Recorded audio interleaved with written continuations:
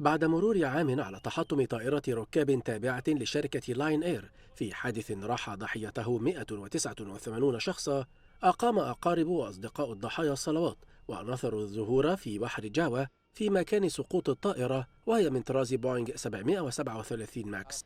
وكان إيبي ضمن أسر الضحايا الذين ذهبوا بزورق إلى موقع التحطم قبالة منطقة كاروانغ في جاوا الغربية لنثر الزهور في البحر، مثلما فعلوا في 8 نوفمبر تشرين الثاني الماضي. جاء هذا بعد أن أصدر المحققون الإندونيسيون تقريرهم النهائي عن الكارثة، مشيرين إلى عدم تحديد شركة بوينغ للمخاطر في تصميم برنامج تشغيل قمرة القيادة، وطلبوا بتدريب أفضل لطياري لاين إير. وكانت الطائرة الحديثة نسبيا في رحلة من جاكرتا إلى بلدة بانكال بينانغ على جزيرة بانكا بيليتونغ قبالة سومطرة عندما تحطمت بعد دقائق من إقلاعها. وجاء تحطم الطائرة بعد 5 أشهر فقط من تحطم طائرة إثيوبية من نفس الطراز، مما أدى إلى وقف عالمي لتسيير طائرات بوينغ 737 ماكس، وأثار أزمة لأكبر شركة لصناعة الطائرات في العالم.